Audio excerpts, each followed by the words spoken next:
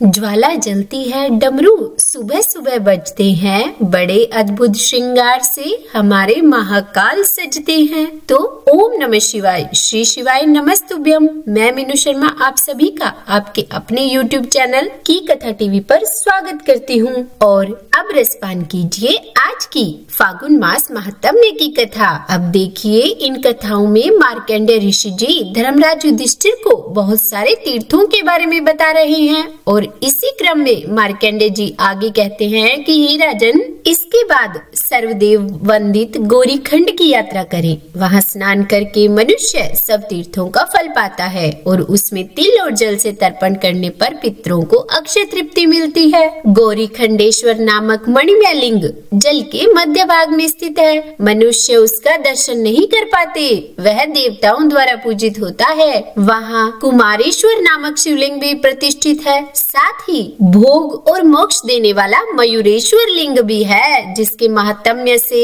मयूरगण स्वर्ग लोक को प्राप्त हुए हैं। उनके पूजन से तिर्यक योनि की प्राप्ति नहीं होती। और उसके बाद करमर्दा संगम में स्नान करने के लिए जाएं। युधिष्ठिर उस तीर्थ में जिसने स्नान कर लिया वह फिर इस संसार में दोबारा जन्म नहीं लेता। करमर्दा में स्नान करके करमर्देश्वर लिंग का पूजन करना चाहिए। वहाँ पितरों का तर्पण करने से मनुष्य स्वर्ग लोक को प्राप्त होता है। तब मार्कंडेय जी की बातों को सुनकर धर्मराज युधिष्ठिर ने कहा कि हे मुनि, राजाओं में श्रेष्ठ मानदाता तीनों लोकों में विख्यात थे। मैं उन बुद्धिमान राजा का चरित्र भी आपसे सुनना चाहता हूँ। तब मार्कंडेय जी कहने लगे कि महाभाग, इक्ष्वाकु वंश में एक युवनाश्व नाम के राजा हुए हैं। बहुत समय तक उन राजा की कोई भी संतान नहीं हुई। तब उन्होंने अपना राज्य अपने मंत्रियों के अधीन करके वन में प्रवेश किया और शास्त्रोक्त विधि से अपने मन का संयम करके फल मूल खाते हुए बड़ी भारी तपस्या की। एक दिन की बात है, वे राजा प्यास से व्याकुल हो गए। उनका गला सूखने लगा। तब वे पानी पीने के लिए आश्रम के अंदर गए। रात का समय था, सब लोग सो गए थे, इसीलिए उनके मांगने पर भी किसी ने उनसे बात नहीं की। वहीं पर किसी शक्तिशाली ऋषि ने राजा युवनाश्व को पुत्र की प्राप्ति के लिए मंत्रों से अभिमंत्रित करके जल से भरा हुआ कलश स्थापित करके रखा हुआ था। प्यास से व्याकुल राजा ने जब वह जल से भरा कलश देखा तो बड़ी तेजी से उस ओर दौड़े और उस जल को पीकर वहीं सो गए। प्यास से व्याकुल राजा उस शीतल जल को पीकर बहुत सुखी हुए।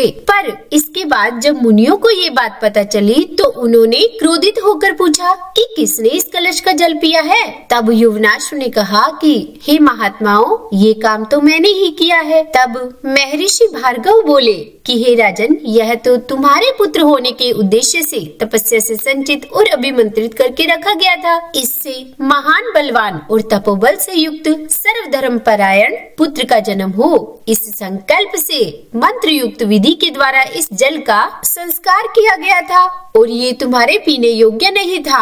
आज तुम्हारे द्वारा जो काम हुआ है वह अवश्य ही प्रारब्ध से प्रेरित है। महाराज, अब इस जल को पीने से तुम गर्भवान हो जाओगे। और इसके लगभग 100 वर्षों बाद राजा युवनाश्व की बाई कोख को फाड़कर सूर्य के समान तेजस्वी पुत्र उत्पन्न हुआ। लेकिन फिर भी राजा की मृत्यु नहीं हुई। उस समय महातेजस्वी देवराज इंद्र बालक को देखने के लिए आए और देवता गण पूछने लगे कि हे देवराज, अब ये किसका दूध पिएगा। तब देवराज इंद्र बोले कि ईशमान धाता, अर्थात ये मुझे ही पान करेगा। ऐसा कहकर उन्होंने उस नन्हे से बालक के मुंह में अपनी तर्जनी उंगली डाल दी। अब वह नन्हा सा शिशु बड़ी खुशी के साथ उस उंगली का अमृत रस पीने लगा। इसके बाद देवराज इंद्र ने उसका नाम मानधाता रख दिया। इस प्रकार बालक मानधाता 16 वर्ष तक देवराज इंद्र की तर्जनी पी पी कर ही बढ़ता रहा। उसे आयुर्वेद आदि दिव्य शास्त्रों का ज्ञान केवल उनके चिंतन से ही हो गया था। आजगम नामक धनुष, सिंह के बाण और अभेदिक कवच ये तत्काल उनके पास अपने आप ही उपस्थित हो गए। देवराज इंद्र ने सभी देवताओं के साथ मानधाता का अभिषेक किया। महाराज, मानधाता ने धर्म से संपूर्ण लोकों को उसी प्रकार व्याप्त कर लिया जैसे भगवान श्री विष्णु ने अपने 3 पगों से संपूर्ण त्रिलोक को नाप लिया था। उन महात्मा का शासन चक्र अप्रतिहत गति से चलता था। सैकड़ों राजा उनकी सेवा में स्वयं उपस्थित रहते थे। इस प्रकार उनका समूची पृथ्वी पर एक छत्र अधिकार था। उन्होंने प्रचुर दक्षिणा वाले अनेक यज्ञों द्वारा भगवान का यजन भी किया। उन प्रसन्नचित्त परम बुद्धिमान और अमित तेजस्वी राजा ने अतिशय धर्म का अनुष्ठान करके देवराज इंद्र के आदि सिंहासन को प्राप्त किया था। उन्होंने धर्म पूर्वक पृथ्वी का पालन किया। उन महात्मा का राज्य 10 करोड़ वर्षों तक चलता रहा। एक बार 12 वर्षों तक वर्षा नहीं हुई। उस समय राजा मांधाता ने वज्रपाणी इंद्र के देखते ही देखते अपने राज्य की खेती को बढ़ाने के लिए बलपूर्वक वर्षा करवा ली। वही महाराज मांधाता का ये देवस्थान है। उन्हीं के पुण्य देश में अमरकंटक पर्वत देखा जाता है। उन्होंने अमरकंटक पर ओमकारेश्वर शिव के आगे सभी यज्ञों का अनुष्ठान करके इस प्रकार स्तुति की कि जगत की उत्पत्ति करने वाले हे परमेश्वर, आप ही काल गति के प्रवर्तक हैं। आप ही संसार स्वरूप और संसार का संहार करने वाले हैं। आपको नमस्कार है। महादेव जी को नमस्कार है। भगवान शंभु और भव को नमस्कार है। 3 नेत्र और 3 मूर्ति धारण करने वाले तीनों लोकों के स्वामी आपको नमस्कार है। काल रहित, जरा रहित और मृत्यु रहित आपको बारंबार नमस्कार है। जो लोग हर दिन आदिदेव भगवान ओमकारेश्वर का ध्यान करते हैं, उनके इस संसार सागर में पुनरावृत्ति नहीं होती। काल रूपधारी ओमकार स्वरूप उमानाथ महादेव जी ने यह स्तुति सुनकर राजा मांधाता को दर्शन देकर कहा कि हे सुवृत, तुम कोई वर मांगो। राजा मांधाता ने हाथ जोड़कर उन्हें प्रणाम किया और कहने लगे कि हे देवेश्वर, वैदूर्य नाम से प्रसिद्ध ये शैलराज मांधाता नाम धारण करे और आपकी कृपा से यह देवस्थान बन जाए। यहाँ जो मनुष्य दान, तप, पूजा तथा प्राण विसर्जन करे वे शिव धाम के निवासी हों। राजा मांधाता का यह वचन सुनकर महादेव जी कहने लगे कि हे राजन, मेरी कृपा से ये सब कुछ होगा। और इस प्रकार वरदान पाकर महाराज मांधाता अपनी पुरी को वापस लौट गए। हे युधिष्ठिर, ये सब मांधाता का उत्तम चरित्र मैंने तुम्हें बताया। इस तीर्थ के महात्म्य से मांधाता आदि राजा संपूर्ण मनोवांछित कामनाएं प्राप्त करके भगवान श्री विष्णु धाम में विहार करते हैं। आगे मार्कंडेय जी कहते हैं कि हे राजन सुनो, सतयुग में बलि नाम से प्रसिद्ध एक श्रेष्ठ दैत्य हुए। उनके महापराक्रमी पुत्र का नाम बाणासुर था। वह अपनी सहस्त्र भुजाओं के कारण विख्यात था।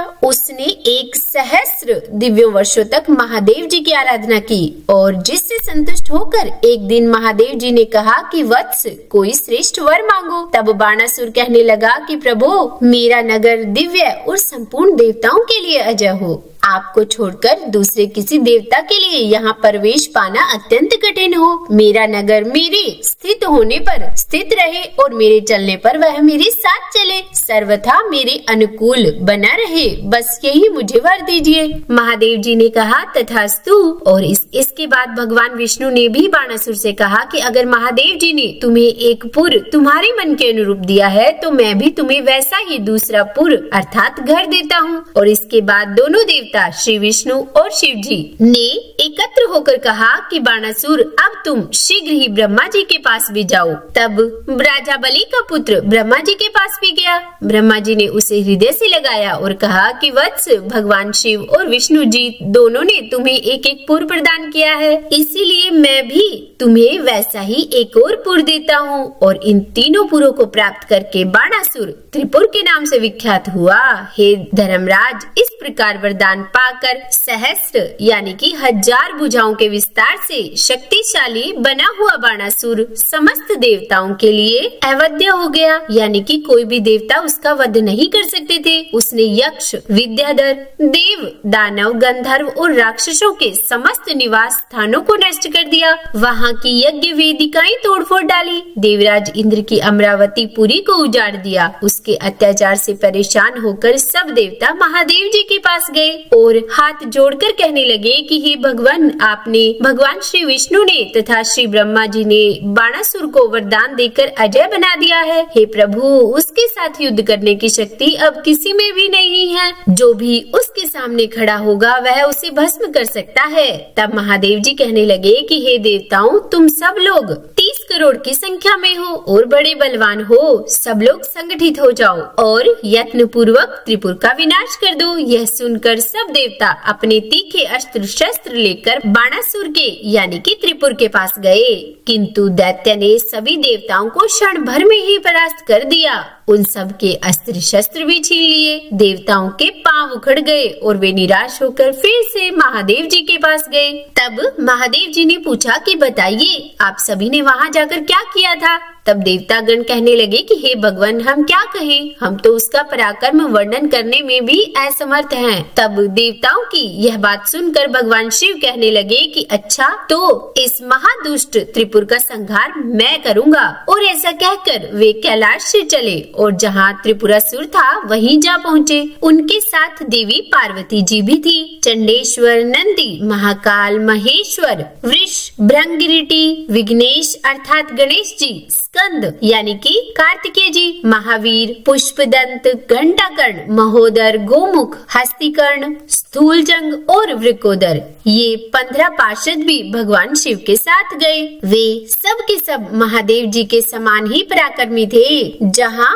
महान क्षेत्र स्वरूप श्री शैल नाम का सिद्ध पर्वत है, वहीं ठहर कर महादेव जी ने पार्वती जी से कहा कि प्रिय, यही त्रिपुरासुर को मारना उचित होगा। और ऐसा कहकर भगवान शंकर ने उस पर्वत को अपना प्रधान निवास स्थान बना लिया और व्यापक विराट रूप धारण करके पिनाक नामक धनुष अपने हाथ में ले लिया और फिर एक पैर से पाताल को और दूसरे से ब्रह्मांड को दबाया तथा त्रिपुरासुर की ओर लक्ष्य बांधकर अघोर नामक बाण का प्रहार कर दिया। उस अस्त्र से दग्ध होकर त्रिपुर के 3 टुकड़े हो गए। उसे जर्जर करके भगवान शिव ने नर्मदा के जल में गिरा दिया। वहाँ गिरने पर वह 7 पाताल का भेदन करके रसातल को चला गया। इससे वहाँ जालेश्वर नामक तीर्थ प्रकट हुआ, जो तीनों लोकों में विख्यात है। जालेश्वर देव का पूजन करने से मनुष्य ब्रह्म हत्या से मुक्ति पा लेता है और कोटि सहस्त्र कल्पों तक भगवान शिव के धाम में सुख पूर्वक निवास करता है। जो लोग वहाँ स्नान करते हैं वे तो स्वर्ग में जाते हैं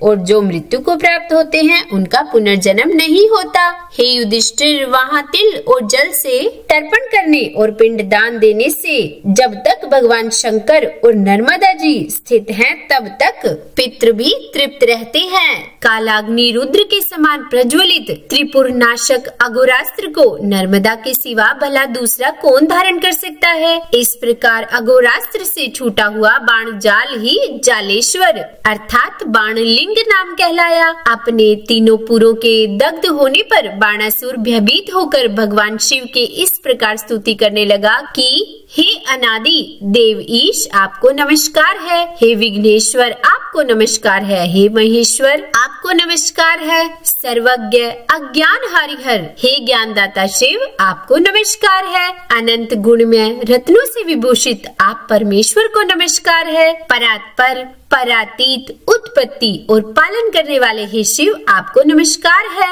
सब प्रयोजनों की सिद्धि के साधन भूत, हे विश्वनाथ, आपको नमस्कार है। धनंजय, निराधार, स्वभाव से ही उपद्रव रहित, आपको नमस्कार है। सदा प्रसन्न रहने वाले हे परमेश्वर, आप संपूर्ण योगों के स्वामी हैं, आपको नमस्कार है। हे भूतनाथ, जगन्नाथ, सर्वाधार, आपको नमस्कार है। सृष्टि, संहार, मोक्ष और 7 पाताल लोक के आश्रय, आपको नमस्कार है। त्रिनेत्र और त्रिशूल धारण करने वाले त्रिलोक स्वरूप, आपको नमस्कार है। हे चंद्रशेखर, देवता और असुर दोनों आपके चरणों में नतमस्तक होते हैं, आपको नमस्कार है। हे महाप्रभु, मैंने अपनी जिह्वा की चंचलता के कारण आपके विषय में अगर कुछ भी कहने की दृष्टता की हो तो आप उसे क्षमा कीजिएगा। आपके गुणों का वर्णन करने में भला कौन समर्थ है। और उसके बाद मार्कंडेय जी ने धर्मराज जी से कहा कि हे धर्मराज, बाणासुर द्वारा की गई स्तुति को सुनकर भगवान शिव उस पर प्रसन्न हो गए और उसे इस प्रकार बोले कि हे दैत्यराज,